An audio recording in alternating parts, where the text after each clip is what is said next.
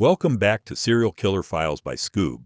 I'm your host, Arthur Morgan, and today, we're venturing into a case so twisted, it blurs the line between insanity and pure, cold-blooded design. It's the summer of 1969. Los Angeles is the epicenter of counterculture, freedom, and rebellion. But beneath the peace signs and flower crowns, something far darker is brewing. A man with a hypnotic stare, a messianic complex, and a guitar slung over his shoulder is quietly building an army, not with weapons, but with words. His name? Charles Manson. What follows isn't just a murder spree, it's a descent into madness orchestrated from the shadows. Manson didn't kill with his hands, he killed with ideas. Ideas that twisted minds, shattered lives, and left America staring into the abyss of its own innocence. Today, we're dissecting the Manson family, the cult, the crimes, the charisma. How did one drifter convince others to butcher strangers in the name of a race war he invented in his own delusions? And more chillingly, could it happen again? Stay with us, because what you're about to hear isn't just a story, it's a warning. Now picture this. It's the summer of 1968 at the legendary Whiskey A Go-Go on the Sunset Strip. The club's red and black interior pulses with energy. Go-go dancers gyrate in suspended glass cages, and celebrities occupy their exclusive booths. Among them sits Dennis Wilson of the Beach Boys, along with record producer Terry Melcher and talent scout Greg Jacobson. They're watching an unlikely figure make his way to the crowded dance floor. A short, unkempt man who looks completely out of place among the stylish, status-conscious crowd. This man is Charles Manson, and what happens next reveals something crucial about his psychological makeup. As Manson begins to dance, something extraordinary occurs. His movements become increasingly frenetic, almost otherworldly. Arms outstretched, head thrown back, he seems to emit an invisible energy that captivates everyone around him. The sophisticated crowd, people typically unimpressed by anyone less than genuine celebrity, begins to back away from the dance floor, transfixed by this mysterious figure. Wilson, Melcher, and Jacobson watch in amazement. This wasn't the controlled environment of a dinner party or house gathering where Manson usually held court. This was a crowd of jaded industry insiders, and yet they gazed upon him with something bordering on awe. Greg Jacobson, who had over 100 deep conversations with Manson, would later describe him as a chameleon. Manson claimed he had 1,000 faces, and he wore them masterfully. He could seamlessly transform himself from a ranch hand at Spahn Ranch to a philosophical guru on the Sunset Strip, adapting his persona to meet any social scenario. But here's what's truly disturbing. Underneath all those masks, Jacobson believed there was a genuine face. Manson held very strong convictions and was steadfast in his beliefs, rarely allowing himself to be swayed. This wasn't just theatrical performance, this was calculated psychological warfare. The dance at the Whiskey revealed Manson's most dangerous weapon, his ability to command attention and inspire fascination in people who should have known better. This wasn't the allure of a guru over devoted followers. This was raw, magnetic charisma that could capture sophisticated minds in an instant. To understand how Manson wielded such power, we need to examine the bizarre ideology he constructed. After his arrest in Mendocino County on July 28, 1967, something significant changed. Until that point, he had always gone by Charles Mills Manson, but afterward he began calling himself Charles Willis Manson, crafting an explanation that revealed his grandiose delusions. Charles Willis Man's son, suggesting his will was synonymous with that of the Son of Man. This wasn't mere wordplay. Manson was constructing a mythology around himself, convincing his followers that they were the reincarnated original Christians and that contemporary society, which he called the Romans, were the establishment that needed to suffer for their historical crimes. Manson's philosophical arsenal drew from three primary sources: Scientology, the Bible, and the Beatles, a peculiar but potent combination. He was particularly drawn to the Book of Revelation, especially chapter 9, which he quoted extensively to support his apocalyptic visions. But it was his interpretation of Beatles lyrics that became truly sinister. As an ardent Beatles fan, Manson believed the band communicated directly to him through their songs. He could recite entire lyrics verbatim, but more disturbingly, he interpreted them as personal messages supporting his worldview. The song Helter Skelter became the centerpiece of his twisted philosophy, a prophecy of racial uprising that would lead to the obliteration of the white race, except for Manson and his chosen followers. In Manson's deranged vision, this racial civil war would see African Americans victorious, but lacking the experience for governance, they would be forced to turn to him and his family for leadership. He told his followers they would escape the chaos by fleeing to the desert, seeking refuge in a mythic bottomless pit, another reference from Revelation that he wove into his narrative. But there was a fourth, more sinister influence lurking in Manson's ideology. Old magazines found at Barker Ranch suggested he had read Nietzsche and subscribed to the idea of a master race.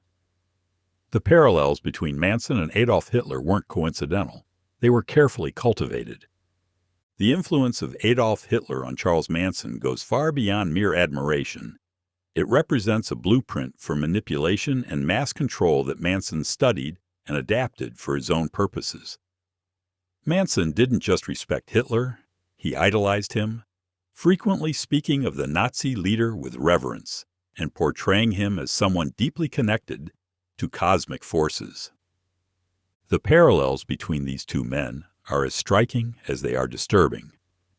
Both were short in stature, both lived as vegetarians, and both suffered deep psychological traumas in their youth that contributed to their intense antagonism towards society. Hitler's illegitimate birth left him with a lifelong stigma, while Manson's own illegitimacy shaped his worldview in remarkably similar ways. Both men lived as vagabond wanderers at different stages of their lives, seeking fulfillment in art, an endeavor where both faced frustration and rejection.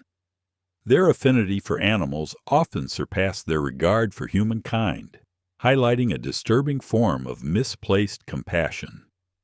Both delved into occult practices and, most crucially, both had their followers carry out murders on their behalf.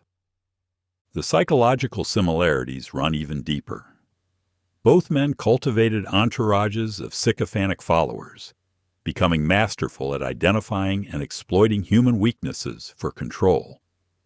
They employed repetitive indoctrination, instilling mantras in their adherents, and harnessed fear as an immense psychological tool of control. Even their language patterns showed eerie similarities. Hitler's derogatory term for enemies was Schweinehund, pig dog, while Manson simply called his enemies pigs. This wasn't coincidence. It was conscious adoption of successful psychological techniques. Perhaps most disturbing of all, both men shared what observers described as hypnotic charm in their eyes and an uncanny charisma that could convert skeptics into devotees. Hitler could transform generals who approached him to challenge his military strategies into loyal followers. Similarly, Dean Morehouse, who initially visited Manson's Spahn Ranch to confront him for involving his daughter Ruth Ann, ended up kneeling in adoration, a testament to Manson's manipulative influence. Both men believed in the legitimacy and necessity of mass murder if it achieved their overarching goals: Hitler's creation of the Third Reich and Manson's vision of Helter Skelter. The question that haunts investigators is how much of Manson's behavior was conscious imitation of Hitler, and how much was an unintentional reflection of similar deranged ideologies. Had Manson found the same scale of opportunity as Hitler, Evidence suggests he would have pursued similar horrific ambitions without pause, stopping at nothing, not even mass slaughter, in furtherance of his goals. While Manson's Hitler obsession provided a template for control, there was another more esoteric influence that shaped his twisted theology, a mysterious cult known as the Process, or the Church of the Final Judgment. This connection, while not definitively proven, offers crucial insights into how Manson constructed his dual identity as both savior and destroyer. The Process was led by Robert Moore, who adopted the cult name Robert de Grimston. Before establishing his own group, Moore had been a follower of L. Ron Hubbard and reached high-ranking positions within Scientology's London base before breaking away in 1963. Moore and his followers journeyed across the globe, and Moore spent significant time in San Francisco, at the exact same time and place where Manson was developing his early philosophy. From approximately April to July 1967, Manson and his nascent family resided at 636 Cole Street in San Francisco. Just 2 blocks away, at 407 Cole Street in Haight-Ashbury, Victor Wilde, known within the Process as Brother Ely, managed their headquarters. Given Manson's intense curiosity in the proximity, it seems almost inevitable that he would have explored their activities. When questioned during the Tate-LaBianca murder trial about whether he knew Robert de Grimston, Manson gave a chilling response. "You're looking at him. Moore and I are one and the same." The Process immediately sent representatives to clarify that Manson and Moore had never met and to emphasize Moore's aversion to violence. Interestingly, these same representatives, Father John and Brother Matthew, soon appeared on Manson's visitors list, though the details of their conversations remain unknown. The doctrinal similarities between the Process and Manson's teachings are too numerous to ignore. Both emphasized a looming violent apocalypse where only a select few would survive. Both grounded this vision in the Book of Revelation, and both envisioned outlaw motorcycle gangs like the Hells Angels as key participants in the forthcoming end times. But the most significant parallel lies in their theological duality. The Process endorsed 3 major deities, Jehovah, Lucifer, and Satan, viewing Christ as the ultimate reconciler, unifying all 3. A Process pamphlet stated, "Through love, Christ and Satan have destroyed their enmity and come together for the end. Christ to judge, Satan to execute the judgment." Manson's duality was simpler, but no less disturbing. He encouraged his followers to see him as both Satan and Christ simultaneously. He believed that upon Christ's return, it would be the Romans, the societal establishment, who would face crucifixion. The Process also published extensively about fear as a beneficial force, proclaiming it as the catalyst of action and the weapon built into the game in the beginning. This principle aligned perfectly with Manson's use of fear as a control mechanism, though he expressed it in his own crude terms. Even the symbolism showed connections. The Process's symbol bore resemblance to the swastika that Manson would later carve into his forehead, and internally they referred to themselves as the family, celebrating their members as brothers, sisters, mothers, and fathers, precisely the structure Manson would adopt. Understanding Manson's influences only tells part of the story. To truly grasp his psychological power, we must examine how he identified and exploited human vulnerabilities with surgical precision. Manson didn't just stumble into his role as a cult leader. He systematically developed techniques that could transform almost anyone into a devoted follower. Paul Crockett, a rugged miner in his mid-40s who encountered Manson's followers in Death Valley during spring 1969, provided crucial insights into Manson's methods. Crockett found 2 young people at Barker Ranch, Juanita Wildebush, a runaway, and Brooks Poston, an impressionable 18-year-old who had been with the family since June 1968. What struck Crockett immediately was the dual nature of their relationship with Manson. These individuals genuinely perceived Charlie as a messianic figure while simultaneously harboring deep-seated fear of him. This wasn't mere respect or admiration. It was a complex psychological state, combining worship with terror, creating an unbreakable psychological prison. Brooks Poston described his mental state to Crockett as zombie-like. He felt psychologically trapped, unable to extricate himself from Manson's pervasive influence despite recognizing its destructive nature. Crockett realized that Manson had effectively programmed his followers to think as he did, instilling beliefs and thought patterns that mirrored his own twisted worldview. Manson's recruitment techniques varied depending on his target. For women, the manipulation often commenced with sex. He might convince an average-looking woman of her extraordinary beauty, or if she harbored father issues, he would position himself as the paternal figure she craved. This approach was notably employed with Susan Atkins, who became one of the family's most devoted and dangerous members. If a woman sought spiritual guidance, Manson might suggest he was Christ himself. He possessed an almost supernatural ability to detect and exploit a person's deepest insecurities and desires, tailoring his approach to their specific psychological vulnerabilities. When recruiting men, Manson typically introduced them to LSD under the guise of expanding consciousness. While the individual was under its influence and highly suggestible, he spoke of love and unity, encouraging them to abandon their individual ego to achieve oneness with everything. This chemical-enhanced indoctrination proved devastatingly effective. But perhaps most disturbing was how Manson used repetitive indoctrination and fear as tools of control. He would instill mantras in his followers, breaking down their individual thought processes and replacing them with his own psychological programming. The result was a group of people who had essentially become extensions of Manson's will. When Paul Crockett finally met Manson in September 1969, he found him to be an extraordinarily crafty individual whose intellect bordered on genius. But Crockett also recognized something that many others missed.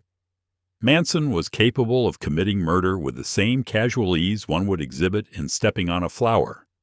This wasn't passionate violence. It was calculated, emotionless destruction. By 1969, all of Manson's influences, techniques, and delusions had crystallized into a comprehensive apocalyptic vision that would drive his followers to commit some of the most shocking murders in American history. At the center of this vision was Helter Skelter, a concept that transformed a simple Beatles song into a blueprint for racial genocide. Manson's interpretation of Helter Skelter went far beyond typical cult prophecy. He convinced his followers that the Beatles were communicating directly to him through their music, providing divine instructions for the coming apocalypse. In Manson's twisted theology, Helter Skelter represented an inevitable racial uprising, where African Americans would rise up against the white establishment, ultimately leading to the obliteration of the white race, except for Manson and his chosen family. The sophistication of this delusion reveals Manson's understanding of both racial tensions in 1960s America and his followers' psychological needs. He positioned himself and his family as the chosen survivors who would inherit the earth after the chaos subsided. They would escape the violence by fleeing to the desert and taking refuge in what he called the Bottomless Pit, a mystical concept borrowed from Revelation 9 that promised safety and eventual dominion. But Manson's vision included a crucial twist that revealed his megalomaniacal ambitions. He prophesied that while African Americans would win the initial conflict, they would lack the experience necessary for governance. In their desperation, they would be forced to turn to the only remaining organized group, Manson's family. In this post-apocalyptic world, Manson himself would emerge as the ultimate leader, the architect of a new society built on the ashes of the old. This wasn't just religious delusion. It was a carefully constructed fantasy that appealed to his followers' desires to be special, chosen, and ultimately powerful. It gave meaning to their rejection by mainstream society and promised them a future where they would be the rulers rather than the outcasts. The genius of Helter Skelter as a control mechanism lay in its self-fulfilling nature. If the race war didn't begin naturally, Manson reasoned, then it would need to be triggered. This is where the Tate-LaBianca murders fit into his twisted logic. These killings weren't random acts of violence. They were calculated provocations designed to ignite the racial conflict Manson desperately needed to validate his prophecies.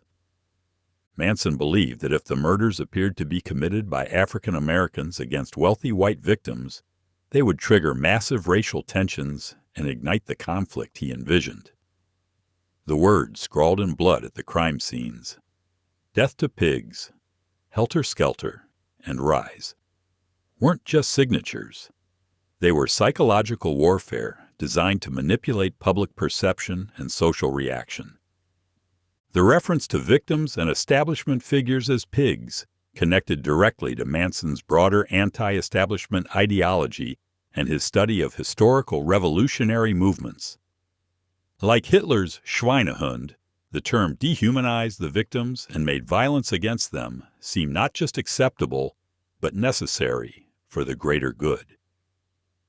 Living in the desert near Barker Ranch with disillusioned former family members, Paul Crockett and his small group maintained careful vigilance as they listened to Manson's ominous narratives.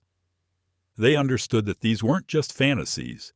They were operational plans being developed by a man capable of extraordinary violence. The culmination of Manson's psychological manipulation and apocalyptic delusions came in the form of 7 brutal murders that shocked the world and revealed the true extent of his control over his followers. But understanding these crimes requires examining not just what happened, but how Manson orchestrated them without ever directly participating in the violence himself. Vincent Bugliosi, the deputy district attorney who led the prosecution against the Manson family, faced the complex challenge of proving that Manson was responsible for murders he didn't physically commit. The evidence had to establish Manson as the authoritarian leader of the family and demonstrate that his followers displayed absolute obedience, acting as his instruments in carrying out the 7 Tate-LaBianca murders on his orders. The prosecution's strategy centered on demonstrating Manson's dominance over the family as circumstantial evidence that he orchestrated the murders. This wasn't just about proving leadership. It was about showing complete psychological control over individuals who had essentially become extensions of Manson's will. Linda Kasabian emerged as a crucial witness for the prosecution, providing the narrative thread that connected Manson's ideology to the actual violence.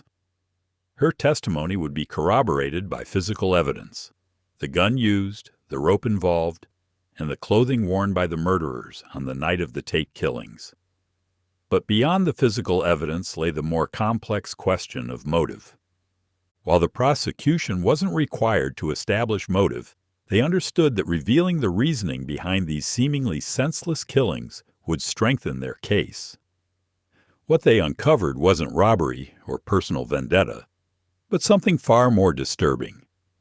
These murders were designed to trigger Helter Skelter, the racial apocalypse that formed the cornerstone of Manson's delusional worldview. The sophistication of Manson's plan reveals his understanding of media manipulation and social psychology. He knew that murders of wealthy celebrities in Benedict Canyon would generate massive media attention. He calculated that if these crimes appeared to be racially motivated attacks by African Americans against privileged white victims, they would inflame existing racial tensions and potentially trigger the broader conflict he needed to validate his prophecies. The blood-written messages at the crime scenes weren't random acts of madness. They were carefully chosen psychological triggers. Death to pigs connected to Manson's anti-establishment rhetoric, while Helter Skelter provided a direct link to his apocalyptic vision. Rise was a call to action, designed to inspire others to continue the violence. What makes these crimes particularly chilling is how they demonstrate the complete transformation of ordinary individuals into instruments of calculated evil. The young people who committed these murders weren't naturally violent or inherently evil.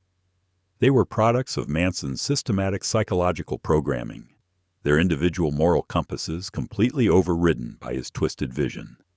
Susan Atkins, Patricia Krenwinkel, and Charles Tex Watson didn't just kill on Manson's orders. They killed because they genuinely believed they were participating in a cosmic mission to save the world. This wasn't mere obedience. It was complete psychological transformation that turned them into willing participants in unthinkable violence. The trial testimony revealed the extent of Manson's megalomania. He occasionally referred to himself as Jesus Christ, positioning himself as both the prophet of the coming apocalypse and its ultimate beneficiary. This wasn't just grandiose delusion.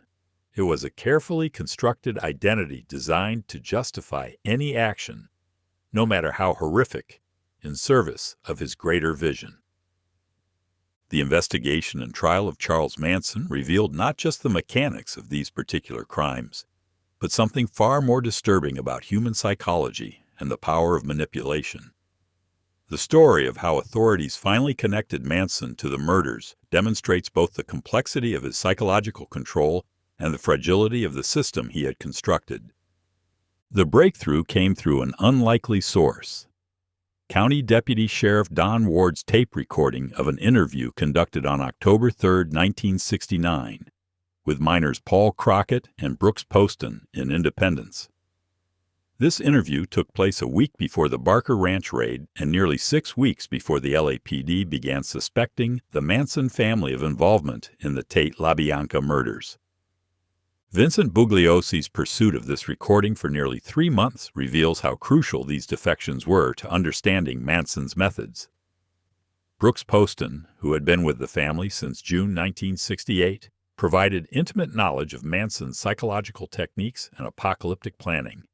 His testimony, along with that of other former family members like Paul Watkins and Juan Flynn, demonstrated how Crockett had successfully deprogrammed several of Manson's key lieutenants. Crockett's success in breaking Manson's psychological hold over his followers reveals important vulnerabilities in the cult leader's system of control. By asserting that he possessed powers comparable to Charlie's and could prevent Manson from returning to certain locations, Crockett provided an alternative source of mystical authority. When coincidental obstacles, mechanical failures, and law enforcement raids seemed to validate Crockett's claims, it gave formerly devoted followers permission to question Manson's supposed omnipotence. The deprogramming process Crockett employed with Brooks Poston involved physical labor in mining operations, which served to strengthen Poston both physically and mentally, while diverting his thoughts from Manson's influence. This practical approach to breaking psychological programming would later inform understanding of how cult members can be helped to recover their individual identity and critical thinking abilities. But perhaps most revealing was Paul Crockett's assessment of Manson after meeting him in September 1969. Crockett recognized Manson as an extraordinarily crafty individual whose intellect bordered on genius, but also identified his fundamental lack of human empathy. Manson was capable of murder with casual ease because he genuinely didn't view other people as fully human. They were simply tools to be used or obstacles to be removed. The trial itself became a showcase for Manson's continued attempts at psychological manipulation. His bizarre courtroom behavior, carved swastika on his forehead, and attempts to control his co-defendants from the witness stand all demonstrated that his megalomania remained intact even when facing the death penalty. He still believed he could manipulate the system and the public through the sheer force of his personality and carefully constructed mythology. The legacy of the Manson case extends far beyond the specific crimes committed. It revealed how seemingly normal young people could be transformed into instruments of unthinkable violence through systematic psychological manipulation. It demonstrated the dangerous power of apocalyptic ideologies when combined with charismatic leadership and social alienation. Most importantly, it showed how individuals with genius-level manipulation skills could exploit the vulnerabilities and desires of others to create devoted followers willing to commit any act in service of their leader's vision. The techniques Manson pioneered, combining religious delusion, racial fear-mongering, drug-enhanced indoctrination, and systematic psychological programming, would unfortunately be replicated by other cult leaders and extremist groups in the decades that followed. The question that continues to haunt investigators and psychologists is not just how Manson convinced his followers to commit murder, but how many other potential Charles Mansons exist in society, lacking only the right circumstances and opportunities to reveal their true nature. His case serves as a permanent reminder of humanity's capacity for both manipulation and being manipulated, and the terrible consequences when psychological control meets apocalyptic delusion. That's our deep dive into Charles Manson, one of the most unsettling case studies in psychological manipulation and the fragility of human identity. From sun-drenched California communes to blood-stained crime scenes, we've explored how one man, without ever pulling a trigger, orchestrated a campaign of terror that shocked the world, and left scars that still linger today. But this story isn't just about the past. It's a cautionary tale. Manson's ability to turn lost souls into loyal soldiers should make us all stop and ask, how vulnerable are we? To charisma, to ideology, to the promise of belonging. The truth is, Manson wasn't an anomaly. He was a reflection of how evil can wear a smile, speak in riddles, and sound like salvation. And if it happened once, it can happen again. To uncover even more chilling details about the Manson family, their twisted beliefs, and the long shadow they've cast over American culture, head over to the Skoob app right now. You'll get access to the full extended episode only on Skoob. Download it today on the App Store or Play Store and keep exploring the minds that history would rather forget. I'm your host, Arthur Morgan. Thanks for walking with me into the darkness. And remember, it's not the monsters under the bed we should fear. It's the ones who walk among us, hiding in plain sight.